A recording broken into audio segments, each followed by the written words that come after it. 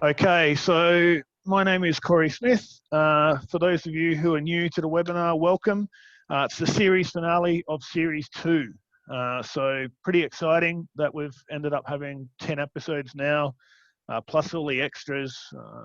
People within the webinar own 3 horses now, and lots happening and many projects into the future. But without the panelists, we don't really have a webinar. So I'll get straight into it tonight. Pretty exciting, becoming a trainer. So obviously we've had trainers on in the past, but they're normally quite well established in the training ranks. But tonight, very exciting. We've got Annabel Neasham. So welcome, Annabel. Hey, Corey. Hey, everyone.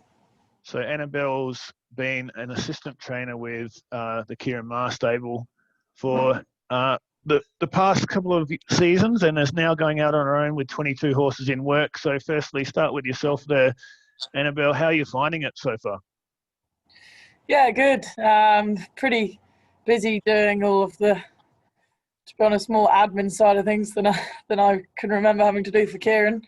So yeah, certainly can see why I'll end up needing an office scale. I think the first thing I came across was the fire extinguisher I was told has to be checked every 6 months, and it hadn't been checked since 1996. So lots of annoying little things like that you don't really want to have to be dealing with, but you've got to. So yeah, getting all of that sort of stuff sorted, and slowly sort of horses are trickling in. So it's really exciting. It definitely is, and very, very good talk around the traps of your training skills. So very exciting watch for us out there in the public. And we've got Denis Pagan. So Denis, probably more famously known for your AFL exploits, but I'm going to try and steer as much away from that as I possibly can, because the concentration should be on your training, and you've made a great start. And what an awesome thing to get into. Yeah, look, it's exciting. I tried very hard to get a licence. It was really hard. Eventually got one, and I've probably had the licence for probably 6 or 8 weeks now, and had a couple of runners. So it's very exciting. Sort of did probably 2.5 years every morning down in Flemington before they gave me a licence. And I reckon I was probably pretty lucky to get it then. If you look at it's only a restricted licence, and I can only train my own horses. And that's what I'm doing. Yeah, and it's a great story, and we will get into that soon. But finally, Andrew Bobbin. So Andrew, 1 week into your setup, Grampians Racing has now been launched. How exciting for you, obviously, as the assistant trainer to Matt Kamani, and now you have your own place set up. Yeah, thanks for having me on, Corey. Yeah, started last Wednesday, so we've got 10 horses in work. I've got myself and a rider, Taylor, who was with me at Matt's and has come on board. So I can echo a lot of Annabel's comments there. There's lots of administrative things and things you'd love to have help for, but as we're starting out, it's all my hands on deck along with Taylor, and which is good, because I think from there we can really understand the flow of the new property that we're working on.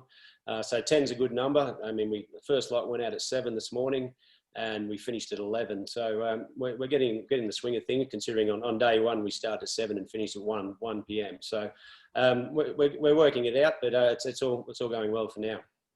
Yeah, and obviously so how this has worked is I've sent out a brief to all of our participants. The first brief was they've basically started their own horse racing stable as a trainer, and the first thing they're going to do is try and bring horses into their stable. The second brief was their priorities at a new stable. So before we get to that, I just wanted to do a little bit on mentors and unique paths. So obviously, Annabel, we'll start with yourself, but if you could explain, I guess, how you got into training. That's what everyone would want to know, and we'll ask the same question to each of you. But firstly, Annabel, an obvious mentor is Kieran Maher, but outside of that, what got you into the point you're at now? Yeah, well, I obviously grew up in England, probably guessed from the accent. And I was mad about horses and ponies. I think I got my first pony when I was 7. And throughout school, every opportunity to not be at school was riding.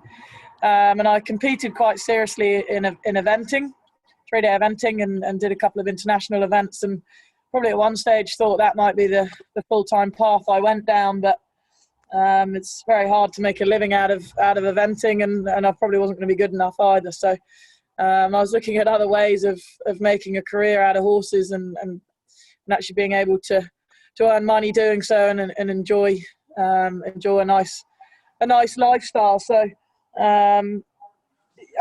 horse racing in England's, the jumps racing really is what I was more interested in. I was at university at Reading. I actually studied property.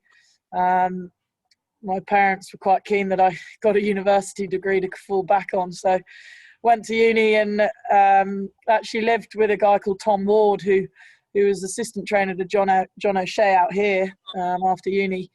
And through him, really, I got the racing bug. And I used to go and ride their jump horses at his place every day from university. His mum was very influential. She used to teach me a lot. I actually bought a jump horse to try and ride in races, and it actually broke down before I even got it to the races. So that wasn't a great start to me attempting to train. And yeah, really from there, I actually ended up getting involved in breaking in. I was fortunate enough to go and work. The Queen's got a stud called the Royal Studs. She breeds about 25 a year, mostly flat horses. So spent a year there foaling and then breaking in. And I worked a number of sales seasons and ended up out here about 4.5 years ago, initially just to come for a year. I was put in touch with Gay Waterhouse and the plan was to come for a year and then head back home and try and get an assistant trainer's job in the UK, but 4.5 years later, still here. And what a story. And I guess on to yours now, Denis. And like I said, everybody does know your AFL background fairly well, as you can see there with Wayne Carey lifting the trophy. Which trophies are you looking to lift as a horse trainer? And how different is it, I guess? So if you want to go into your path into horse training, I guess. Yeah, look, I've owned horses for 35 years. Most of them I could beat over a mile, so didn't have any luck there. When I finished coaching football teams and playing, I decided to buy a real estate business with my son. Made a success of that, and we still got it, even though we're going through tough times with it down in Melbourne here now. And I've always thought about training horses. And then I was driving back from looking at some horses with Troy Corstens, Malua Racing, and he said all the way back, you've got to go and have a crack at this. And eventually I said, oh, look, mate, I don't want to go to Kyneton or Kilmore to have to train. He said, I'll tell you what I'll do. I'll lease your boxes at Flemington. I'll sublet my staff to you. And that sounded pretty good to me because I live in a suburb 3 minutes drive from Flemington. I thought, well, I'll have a crack at this. So for the past 2.5 years, I've been going down there to Flemington every morning and most afternoons, and applied for my licence. I just wanted to get a restricted licence to train my own horses. I've got a team of 8, probably get one more, and that'll suit me fine because I don't want to get bogged down with it. I want to enjoy it, and I'm certainly doing that at the moment. And it's taken up from there. So I've been good friends with Troy. Once I wear him out with questions, I ring up another good mate of mine, John Sadler, and he gives me answers any question I want. So I'm a real sponge for learning, and I reckon I've got a mile to go, probably 10 miles to go, to know what I'm really on about, basic knowledge. I remember an old football coach who said to me, you can be in Australian football for 100 years and still learning. I reckon the same thing applies in horse racing. So just learning something every day. Got a real good tower of trainers where we are at Flemington. They're all there to help. And I don't have to worry about owners or anything other than that. Just train your horses in the morning, go and see them after track work, and go down in the afternoon and make sure they've all lead up and everything's looking good. So at the moment, at my stage of life, I just love what I'm doing. It's a fantastic story. And on to Andrew. Obviously, we do know about Denis's AFL background, but you actually have a pretty impressive sporting background yourself. So if you wanted to enlighten us on that, but also let us know how you got into becoming your own trainer. Yeah, I grew up in country New South Wales, a little town called Bamboka in the Bega Valley. And we had race horses in our family, and we all rode as kids. And myself and my brother, we'd be on the race horses flat out, most mornings, not really know what we're doing, but we'd be getting him ready to go to the local trainer. So the childhood dream was always to be a racehorse trainer. Then I pursued a rugby league career. Now I hope I turn out a better racehorse trainer than I do football player. But I was in St George's system St George Illawarra system for a good while there. And then that all finished up. But while I was in the junior ranks at the Dragons, I got tied up in working in television. And so when the footy career finished, I thought, well, what do I know? It's TV. So I thought, bugger it, I'll go to London and go travelling for a while, and thought I might stay 6 months, might stay a year. But I landed a pretty good job at CNN and ended up staying for 10 years. And so that just sort of took me all around the world in the TV production side. But I'd always be lying in bed thinking about training racehorses. I was racing mad. And in about maybe 2010, Longines approached CNN and said, we want to sponsor a horse racing show. And thought, all right, this would be my go. I'll work on this. And I remember at the production meeting that day, they said, oh, there's this bird, some girl doing some stuff in Australia, Francesca Kamani. Do you reckon we should chase her? And I thought, yeah, because no one had heard of her over there. And I said, yeah, let's get her. She'd be perfect. And I'm working on that show. Anyway, so amongst a whole lot of other roles, Cheska and I put a racing show together for 3 years, which went through all the international stables around the world, and every place I went, because always in the back of my head I was going to work in racing, just a matter of the time when. But I mean, I was living in London, and at 30 years old, it's a fun town to be travelling around and having a good time. So I was always thinking, when am I going to bite the bullet and go home and do it? And then I think after seeing a lot of these operations around the world, and I remember being at Aidan O'Brien's with Cheska once, and I remember Aidan saying, "Why is the cameraman asking more questions than you? What's going on here?" I was taking all the notes on what was going on. But anyway, about 6 years ago, I thought it's time to come home, and I'm going to pursue the racing dream. So I thought, who will I chase up? And I thought, well, Gay, she's got the infrastructure in place. So I went and approached Gay as soon as I got back to Sydney and said, this is what I want to do. Can you help me out? And she was brilliant. We all know Gay as being a pretty good mentor, as Annabel could attest to. And she gave me a pretty good run of the operation. And over 12 months, I just went full bore and learned as much as I could until at that time, Matt Kamani was at Chris Waller's at that time. He did a year there before he set up at Ballarat. And we got to know each other at the races, during the week. I think I went up to him once and said, "Oh, I know your sister," and that was the small talk. And then we'd see each other in the mounting yard before races. And then he said to me at the end of 2000, I think it was 14 or 15, whatever year it was, and he said, "Oh, you want to come and work with me? We're setting up." And I said, "Oh, that sounds great." Thinking, geez, they'll put the show on for him pretty much wherever we like. And I'm thinking, wonder where we're going. He said, "Oh, we're going to Ballarat." And I'm thinking, Jesus, where Ballarat? What are we going there for? But as it turns out, the reason Matt chose Ballarat was simply due to the hill track, which is something that he'd learned to train on in Europe. So I tagged along, and I've been there since, from day one, where we started with 8 horses, and I've been there pretty much every day, all the step of the way, up until the 31st of August, where I finished up. And now I've since gone out on my own now, taken a property about 10 minutes from Stawell Racecourse, between Stawell and Hall's Gap. And I mean, the unique selling point of the property is it's got heavy sand. For the last probably 6 to 12 months, Matt and I have been sort of brainstorming regularly as to what I do next. If I was to set up in Ballarat, next to Matt, Archie, Mitch Friedman, Dan O'Sullivan, Kieran Maher, Dave Eustace, I'd be broke in 5 minutes with 2 or 3 horses. So I thought, I've got to do something different here. And for all those years when Weary was winning those good races, you'd forever hear him talking about the deep sand of Warrnambool. Then you see Lindsay Smith coming here now, and he's always talking about his deep sand facility in Perth. Paul Pruska, he trains in deep sand. So I thought, geez, there's got to be something in this. And I thought it's a point of difference as well. So come across a property 10 minutes from Stawell, which a million years ago, or whenever it may be, was an inland beach. So there's sand up to our eyeballs. And with a group of 5 or 4 other guys, we've created Grampians Racing, and away we go. So we've got the farm there with the sand, but it's also got a grass surface. It's got a swimming pool. We've got a wading pool. We've got a dressage arena on the way, treadmill, and also Stawell Racecourse up the road. So that's my story. Yeah, and it's very, very nice property. So for anyone wanting to have a look at that, Grampians Racing on Facebook, look them up. It's a really nice clip that you've put together there.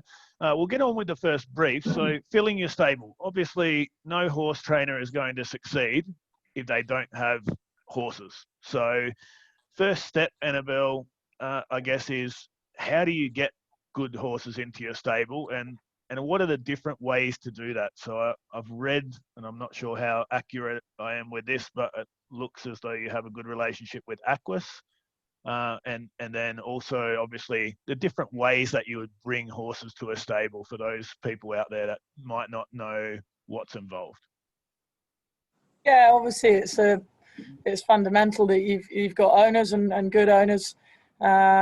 I was fortunate to obviously build up a relationship with the guys at Aquis through my time at Kieran's. They've obviously got a lot of horses with him as well. So they said they were going to support me, and so far they've sent me a number of nice young horses.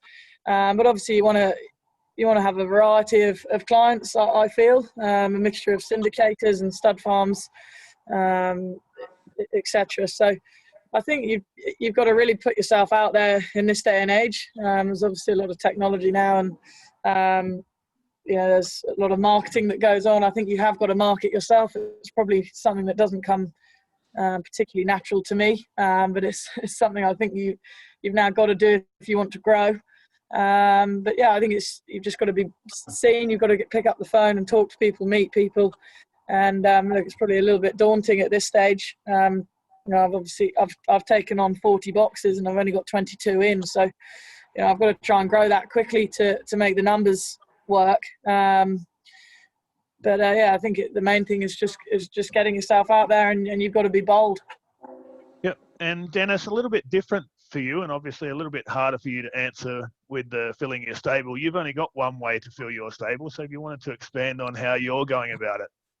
Well, look, part of my licence is restricted, and I can only train my own horses at the moment. But that suits me down to the ground, because I don't want to be dealing with owners and other issues. Troy came with me. We've been up the Magic Millions to English sales, Karaka, and my whole focus is just buying 12 furlong horses. I've brought all staying horses. I just want to try and get them into derbies and oaks and that sort of stuff, and that's what I love about it. And as I've said, I've got horses ranging from weanlings. My oldest are 3-year-olds. Got a couple going well at the moment, and I'm just probably looking for one more, maybe two more, to fill the stable. Got into it in a big way and got them all DNA tested, and so I know before I start what their likelihood of running 10 furlongs, 12 furlongs plus, and that's what I'm going to be aiming for, to try and get horses into the classic derbies and oaks races that we have in Victoria. I figure it's going to be so much harder when they're 4-year-olds, and I just want to enjoy it. I don't know how long I'll do this for. It's probably the choice between sitting home, going to the gym and reading the paper 10 times, or getting up early in the morning and going down to the track. And I chose to go down to the track and work with my horses, and it's something I haven't regretted one little bit.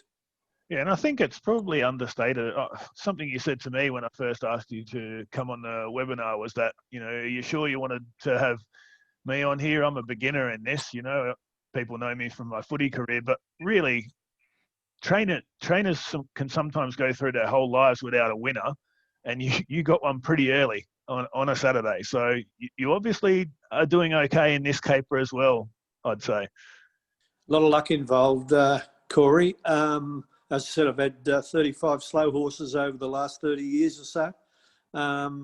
You can be so lucky in this caper, and if you strike it, I've got a nice Tavistock 3-year-old and a lovely Medagliadora 3-year-old. They're both running at the moment, and will probably run this week. I've got high hopes for them, and you think to yourself, waited all this time, get a couple of decent horses who can be competitive in town, and as I said to you before, it's very exciting for me, and sort of living the dream.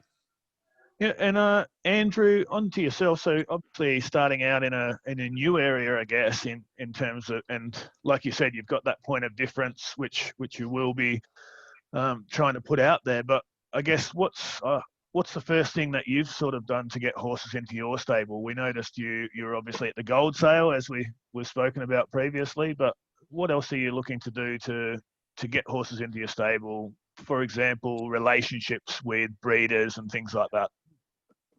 I think, yeah, so my business at the moment and to get started would be a split of pre-training or early base conditioning stuff, as well as horses that I train for myself.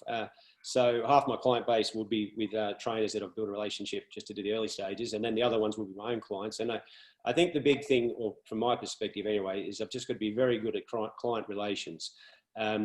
The whole thing is what I'm trying to be about is as much information as possible, getting out there and just that whole team environment.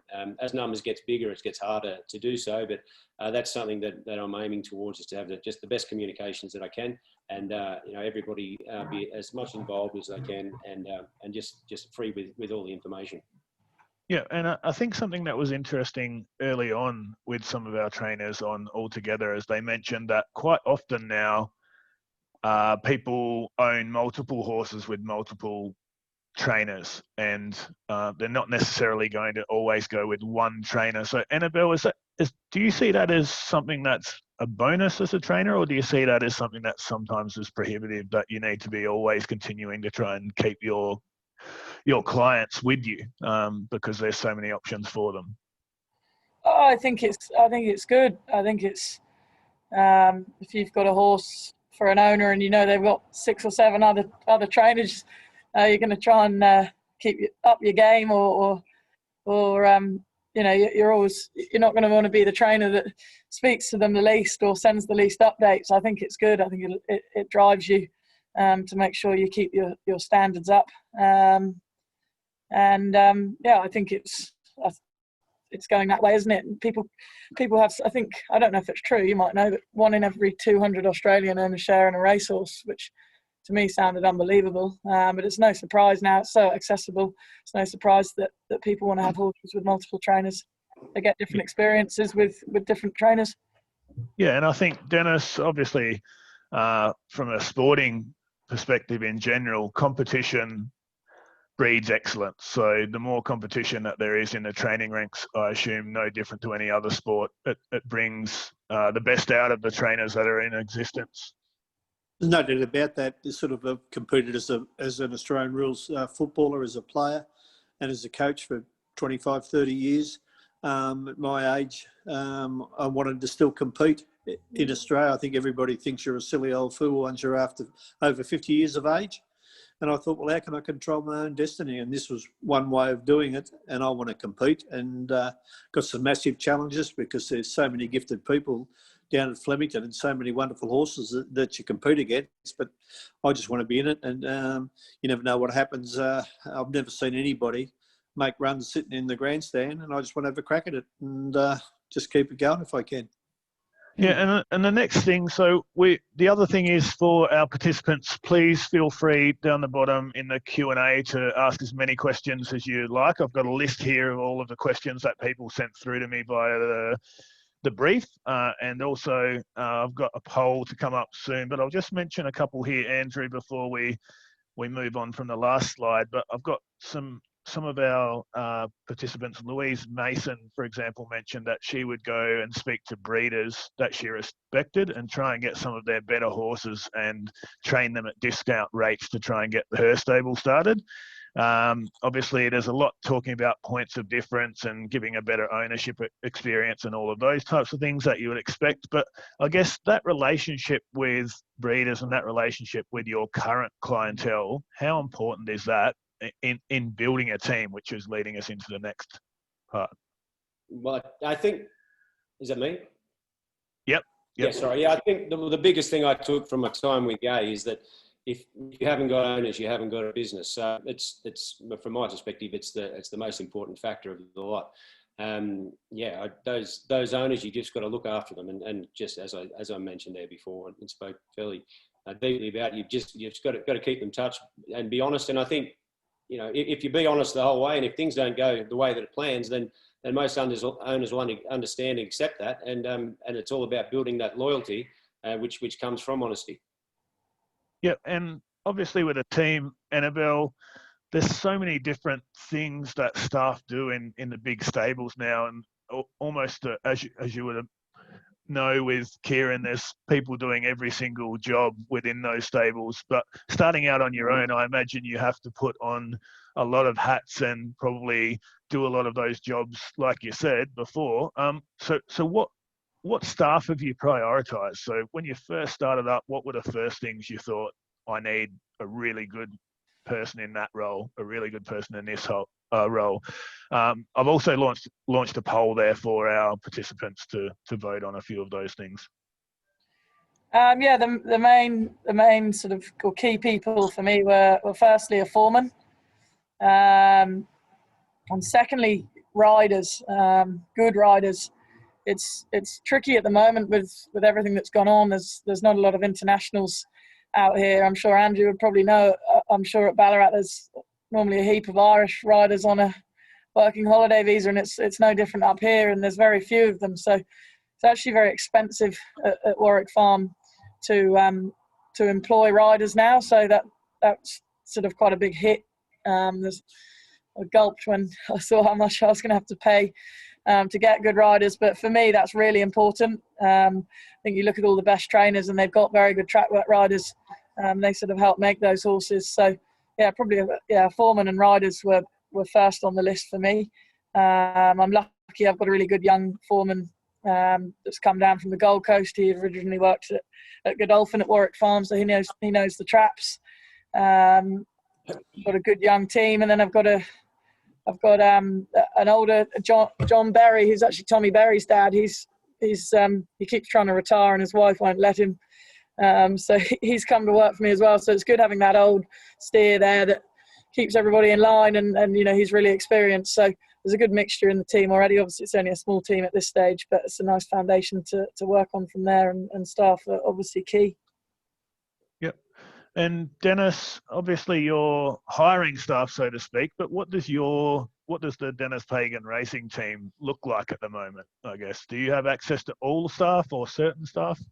I have access to all Malua Racing, Troy Corstons and Leon Corstons, their staff, the track riders, vet, farriers, administration. It's virtually, I pay a fee to Troy and it's all looked after from there. So all I've really got to do is train my horses, and everything else is taken care of. I don't have to worry about if riders ring in sick and they say they can't come and there are a couple of riders short for the morning. I just go on as if nothing happens, and Troy does all the worrying and I do all the paying, and we just sort of move on from there. That's one of the reasons why I'm doing it. It's such an attractive proposition to be able to race and train your own horses the way I do. And it sort of really excites me. I'll be down there at 4 a.m, but I'll be home by 8:15. You know, I can do whatever I want to do. As I say, probably 8 or 9 horses is going to be my team. I think I've got 8 at the moment. But, you know, they've probably got a couple in pre-training. Troy's got a beautiful farm at Euroa, Bangtail, and I've got a couple up there. And I've got 3 at Flemington at the moment, and it just suits me to look after that and not get stressed out, not have to worry about anything other than just training my horses, having a look at them, spend as much time as I want with them, and I don't have to get involved in stable politics or staff. And at the moment, it just suits me down to the ground. And Andrew, moving on from that, what innovations have you seen in the industry over the past couple of years which are starting to bring in stuff? So, for example, you see a lot of, well, in Denis's situation, he's hiring staff. There's a lot of staff that seem to work for multiple trainers now across the country. There's different relationships. What innovations have you seen that are starting to change in the industry in that sense?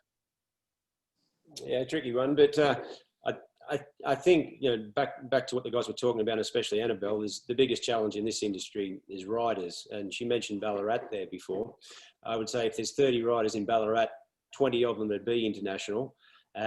So that was my biggest challenge when I was moving even further west, heading towards Stawell, was to where am I going to get riders from? So the first thing that I looked for was someone that was a rider that would come with me, and that's Taylor, who's come along. But also I've made a relationship with a couple of local girls in town there who are established riders in the area, which are coming in to ride freelance. But also a treadmill, that's very important as well, because that rider turns up every day. So that's not too far away. We're just waiting for the right sort of power to come on at my place. But with the current COVID challenges, the internationals, that's they're on hold for now. So that's a challenge that not only we'll have, but the whole industry might have going forward in the next year or two, depending how it all plays out. Yeah, I think, and we did have the first episode of this series was based on the challenges of COVID, and we had Moonee Valley involved and a few others. It's definitely difficult for everyone at the moment. So to sum up the poll, so I'll just end the poll there. So basically everyone voted on what their main focus on bringing horses in would be, and a few different options there is make deals with breeders, was quite popular. Marketing to gain owners is quite popular, their own investment, obviously. But the winner was actually buying tried horses. So, Annabel, is that something that you've done starting out, has bought already tried horses? Bought one at the Magic Millions sort of mare's sale. Bought a horse called Salika. That was previously an OTI horse with Philip Stokes. I was keen to get a couple of older horses just to try and get me going, really. Obviously, I'm lucky I've got some nice young horses in the stable, but you're lucky if you see those 2-year-olds run before Christmas. So for me, I'm going to always be on the lookout for tried horses. It's not easy to find them. You've got the English Digital online. That's sort of, I think that's monthly or every couple of weeks. So I'll keep a lookout on there. But I do, when I was working for Kieran, I do remember finding those horses actually easier to sell than yearlings. I think because they've got a proven track record there. People know whether they can run or they can't, and you're probably not buying them if you don't think they can. But yeah, again, not easy to do because a lot of horses, you don't really want to buy off it's hard to improve a horse off a good trainer. And certainly for me, training at Warwick Farm, you're not necessarily like Andrew might have more luck with a horse that's maybe been trained in the city because he's got something different to offer. So you've also got to be thinking about, whether your facilities suit that particular tried horse. Yeah, and on the staff, so what they thought was the most popular staff members, as you guys should be able to see up there on the screen. Stable jockeys got 47%, so that's quite impressive. 40% of people thought stable hands were important, but the winner was the foreman. So 53% needed a foreman to start out. Interestingly, 0% voted for an assistant trainer. So Andrew and Annabel, very good that you've gone out on your own because the assistant trainer is obviously not needed there. So according to our participants. So innovation we'll get on to. Denis, you've been in sport for years. Like you said, followed horse racing for 35 years and owned horses for 35 years. What innovative things have you seen that have come in over the past 5 years which are really changing the game? One thing that I really picked up on, Danny O'Brien's been getting his horses genetically tested by an Irish firm, Plus Vital, and I read about it and I spoke to one of his staff members and I decided I wanted to do this. So when I got my horses, I knew whether they're going to be out and out stayers or sprinter milers or whatever the case may be. And they do blood testing of them over in Ireland, and you'll buy a horse and you might think, that's going to be a perfect 2-mile horse, and it genetically it might only be, or 1800 might see it out. So I look to buy, there are 3 categories, CC, which are for sprinter 1400 metre horses. There's CT, which are 1400, perhaps 2400 horses, and there are TT, which are 12 furlong horses, and they have a category whether they're long or short or whatever the case may be. So I've had all my horses tested. I know what indicators say about what the distances they're likely to be successful as.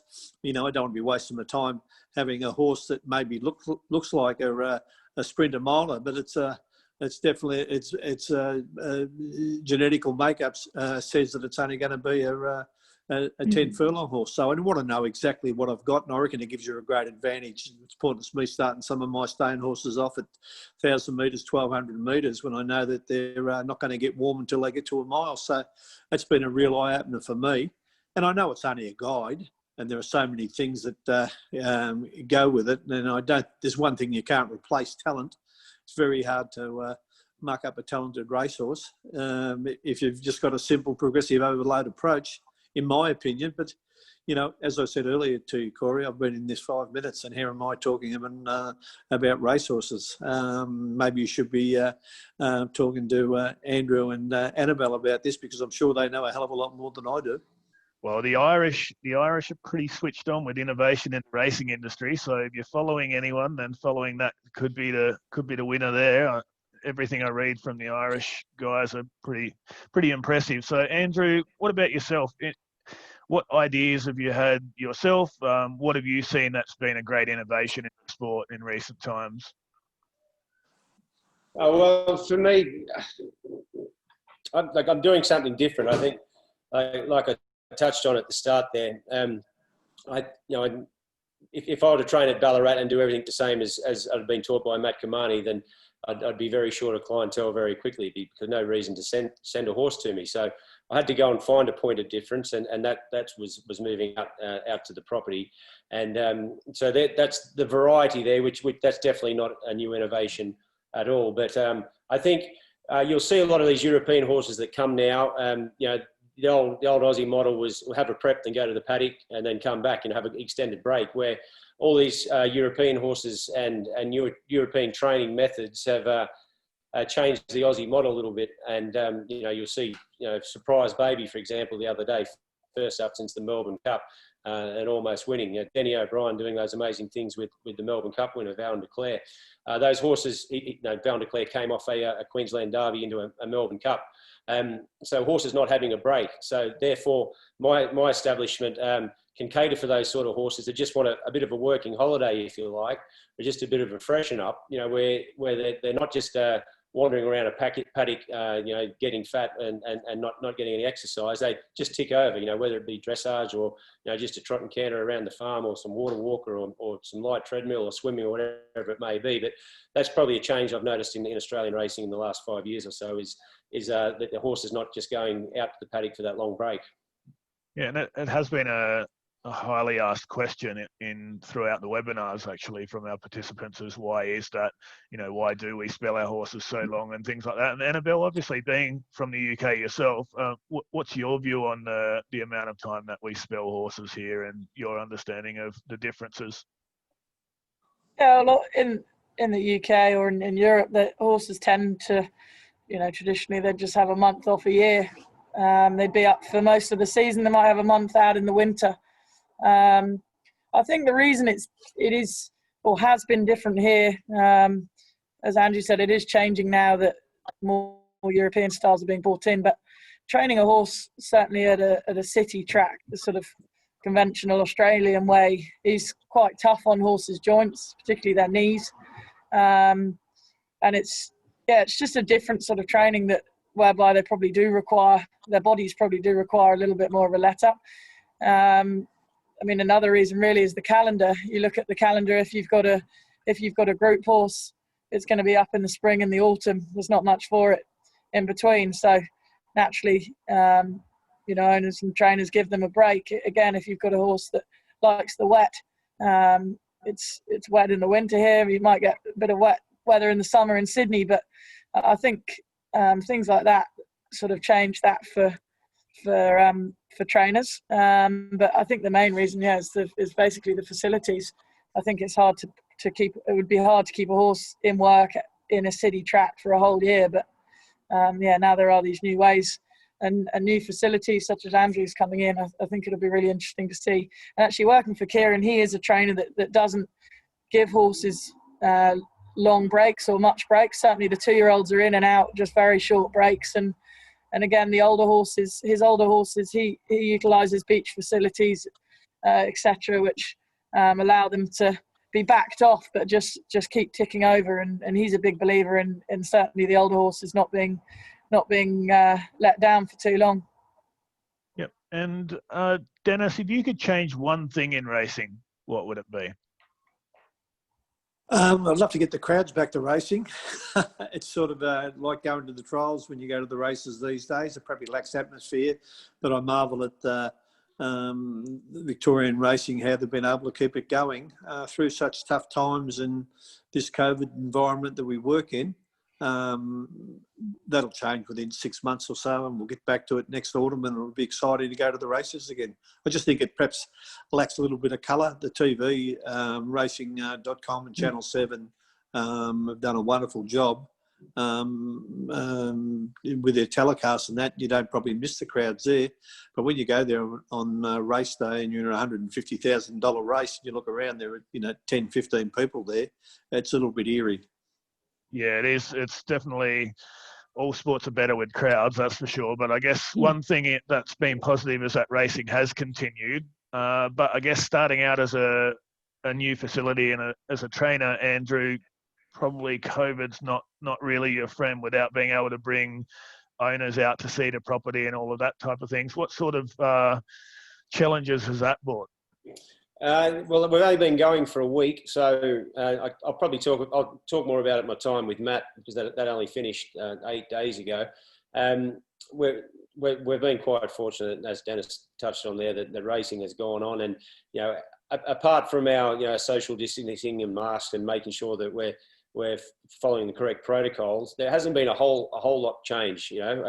Obviously the race day experience is completely different, but as far as the day-to-day operation, as long as we're doing the right thing by our COVID bits and pieces, then it hasn't been too much difference. Yeah, and I've got a question here that's come through for yourself, Andrew. Going forward, are you looking at training all distances, or are you focusing on a certain distance type? No, I definitely not focusing on a certain distance type at all.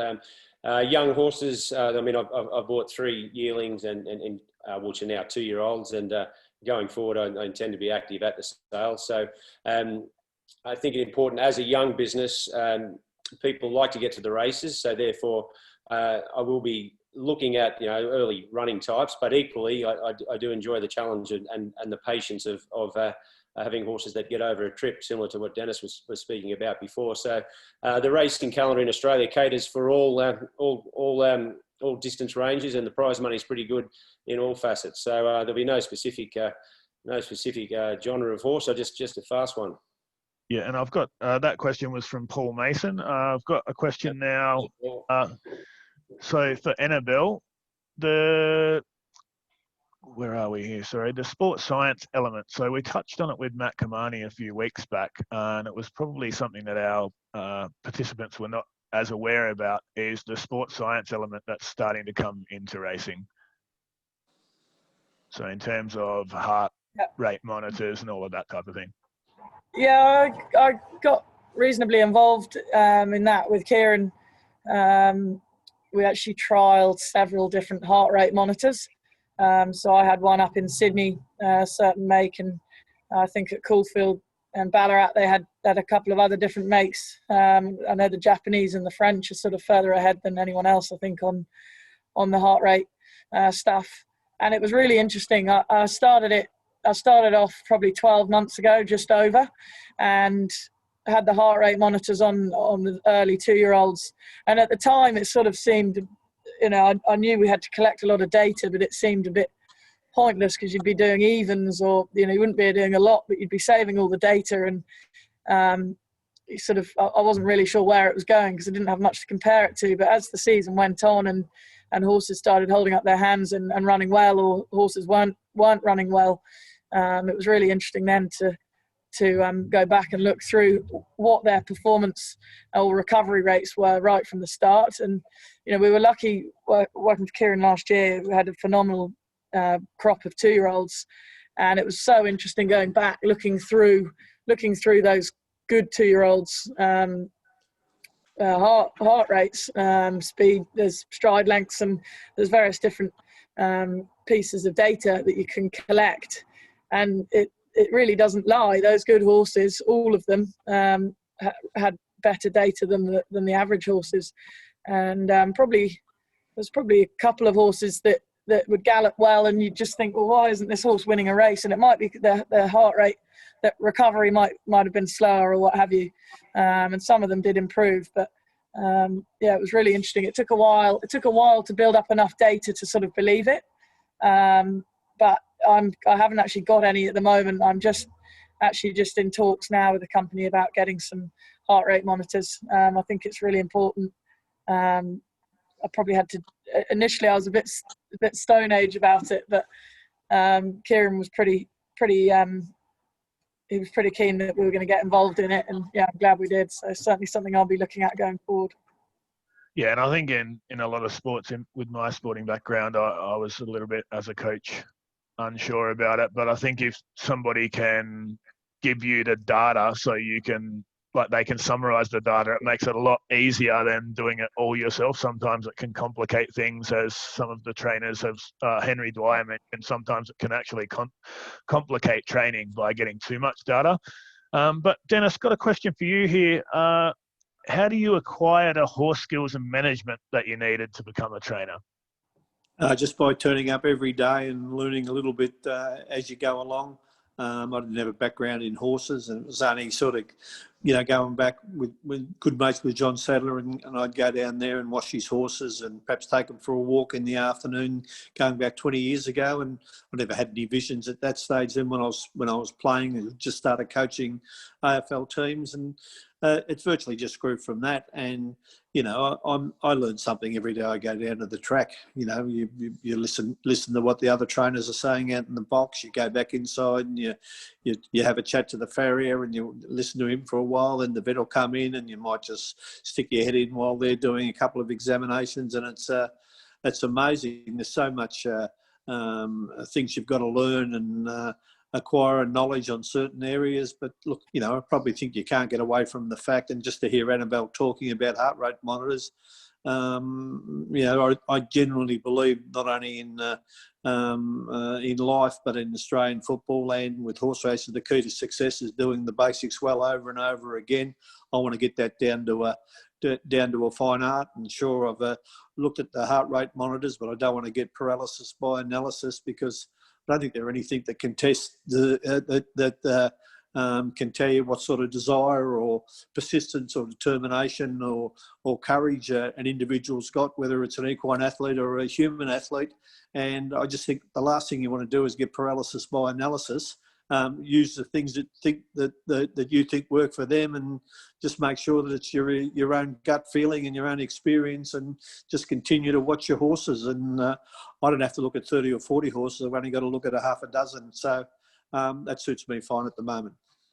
Yeah, and Andrew, a lot of questions that have come in. So Jamie Sharp, Pat McLaughlin, and Chris Vella all sort of said, how do you progress to that point, and at what stage do you actually feel that you have an understanding to go and jump in the deep end as a lead trainer? So obviously, people have the dream of, I want to become a trainer when they're a kid, but at what point do you think, I'm ready, I'm going to do this? Probably for myself, I think it was I got to the stage with Matt that I think I knew better too often. So therefore, I think that's in my experience with life, that's when you better go out and do it yourself. But very much what Denis touched on there before is doing those small things and doing them often and getting them right. And it's an industry where you can't be doing 40 hours a week. Like when I started with Gay, I said, right, I'm just going to go flat out for a year with her. And that was my whole life. And then the same thing when I came to Matt. You work 7 days a week. You've just got to work. And the biggest thing I took probably from Matt's old man Luca is you've got to know your horses. And as Denis said before, you look at your horses, but every day you've just got to keep an eye on them. You've got to trot them up regularly. You've just got to learn all their idiosyncrasies and just basically just know them inside out. And therefore, with your observations, you can note changes in them but then also, as Denis said, don't get caught up in overthinking it too much. But really know your product, because after all, the horses, that's your business. Yeah, and Annabel, there's another question here. So Peter Stanley says, how do you deal with the times when nothing's going right? And so the dark times, obviously we see, you know, the winning post and the celebrations and all the good times, but in your time, both with Kieran Stable and now obviously your own experiences, how do you keep going in the tough days? Getting up early, it's, you know, can it be a drain, I guess? Yeah, it's a good question, because there probably are a lot more down days at the races than good days. Obviously, it's really early days for me. I've only had one runner, but certainly, you know, when I was A winner.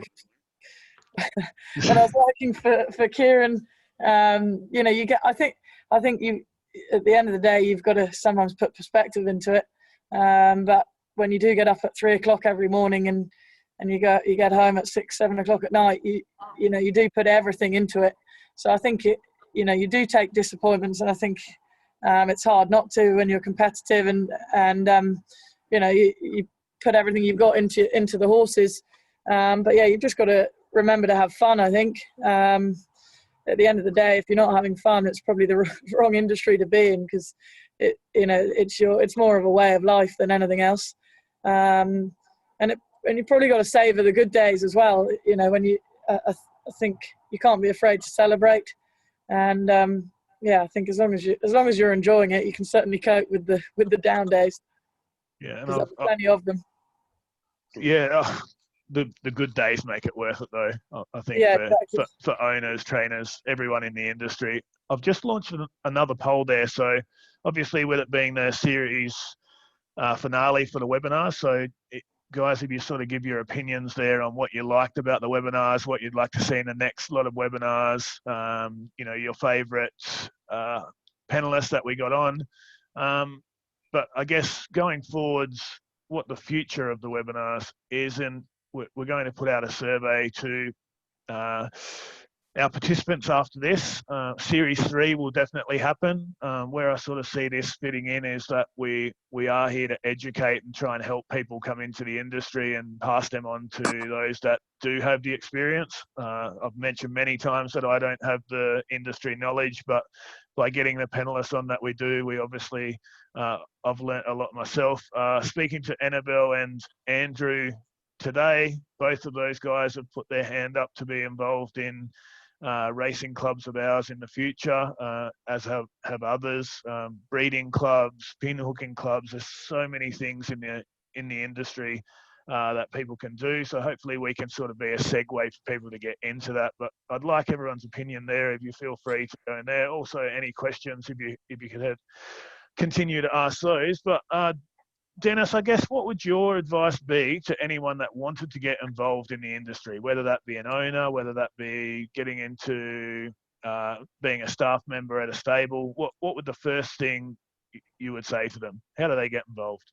Well, I'd get a 5% share in a racehorse and get involved that way. But if you're really keen about it and you want to become a horse trainer, you've probably got to go and get a job in a stable, start off as a stable hand or something along those lines, and actually work with horses and get to know them. Probably the biggest thing that hit me is every horse that I've got has got a different personality, and it's great to know your horse's personalities. And you know, I go in there in the morning or the afternoon, and you know exactly what your horses are about, and which one's going to pin their ears back, which one's going to come and put their head in your lap and nuzzle you and want to pat under the rug and that sort of stuff. So getting to know the horse yourself. And I read a hell of a lot on horses, on breeding, and I tried that for a little while, and I couldn't get enough knowledge about understanding thoroughbreds. I thought I was ready, but I've got that many things to learn, that many things to get better at. And I'm just going to strive and do it. And this is what I'll do until I decide I want to sit down and I just have a cup of tea and just watch the races on TV and don't be a trainer anymore. I'm enjoying every moment of it as we go along, and I'm excited about the challenge each day. And I'm very lucky that I'm working with a group of trainers who want to help me and know that I'm a novice, so to speak, or only had my license for 6 weeks. and help me get better. So I can't wait to get down there each morning and just sit down and listen and ask questions and watch my horses go around. It's a great buzz for me, and I'm certainly really excited and enthusiastic about my vocation at the present stage. Yeah, and Andrew, when do you decide a horse has some talent? So that's a question that's come in from Dave Turner that says, when do you decide it's got some talent? Obviously before you buy it, but if it was just going to come into your stable, there's a whole heap of horses, you're having a look at them. What's the first point? Well, I think they tell you. I mean, we see plenty of $1 million horses that go through the ring for that sort of money that are no good. So I think they're all champions from day one when they arrive into the stable until they prove otherwise. So you've just simply got to go through your systems and get them up to the level where they can show you whether they're any good or not. Yep. And Annabel, back to yourself. So obviously, Denis mentioned there about surrounding themselves with good people and people that are willing to give knowledge. In my experience, just with these webinars, is we've had 24 amazing guests on who have been more than happy to give their time and advice and help. It's an industry that has so many people that want success for the industry, and they want more people in their industry. As a trainer, what would your first thing you would say to somebody who's a little bit reluctant out there and doesn't know anything about horse racing but wants to get involved? What would your advice to them be? Yeah, well, I think you surround yourself with people that want to help. There's plenty of people in racing that if someone approached them and said they wanted to get involved, that's music to most people's ears in racing.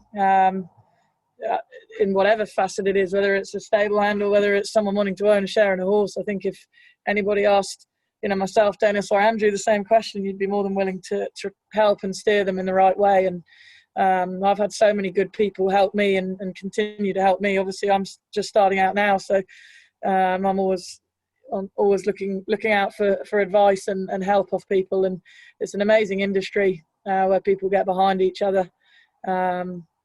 And I still feel I can go and ask a trainer that's basically a competitor of mine for their advice and help as well. It's a unique industry like that, and one that hopefully more and more people keep getting involved in. Yeah, and I think information is quite important there. So I'll just go through I'll end the poll there. So the first one was, which episode did the participants find the most interesting? And it was equal between training techniques with Matt Kamani and then this one, which probably shows that people love hearing from the trainers. So that's the first thing. We had Henry Field on last week. So I would say, for my own personal thoughts, his understanding of the industry itself and the dynamics of it, I just thought I could listen to him for hours. But it's interesting there that the voting says trainers have, they want to know more about the horse and how the horse is trained, which is incredible. Series 1 was more popular than Series 2, which is a bit of a concern to me because obviously I thought I was getting better, but I'd say not based on that. What do people most like about the webinars was equal between the accessibility that it provides to the professionals, so you guys there that are on there now, and the education process. So it is a sport that doesn't offer a lot of education unless it's hands-on. The next series, they'd like to know more about pedigree, and Matt Kamani was our most popular guest. And should we put our season up on as a podcast was yes as well. So there you go, guys. I'll share that for everyone to see. But I guess, Annabel, if you could train any horse, so quick one horse answer here, any horse that's not in your stable now that you could train from anywhere in the world, which horse would you choose? Anders. Denis? Russian Camelot. And then Surprise baby. Surprise baby. Yeah, so I'm not sure Kieran would be that happy with Anders coming across Annabel, but I see him every morning. I still go and give him a pat every morning. Okay, so I'll finish up there, and thanks very much, guys. It's been an absolute pleasure once again. So many, like I said, series finale. So we have had lots of trainers on, but the dynamic of starting as a trainer is something that's very different and unique. And you all have three very unique stories. I think I speak on behalf of all the participants that have tuned in to say we wish you all the best with your training, whether that's owning your own horses and racing them. Denis will be cheering you on, to obviously Annabel being in Sydney and at Warwick Farm, and Andrew out in outback Victoria. But yeah, we wish you all the best, and we'll be following very closely, and hopefully we'll be involved with you in the future. So thanks firstly, Annabel, and then yeah, fantastic. Thanks for having me on, guys. Yep. Thanks, Corey. Thanks, Annabel. Thanks, Andrew. All the best. Catch up soon. See you. Yeah, likewise to you all. Thank you. See ya. Thank you, guys.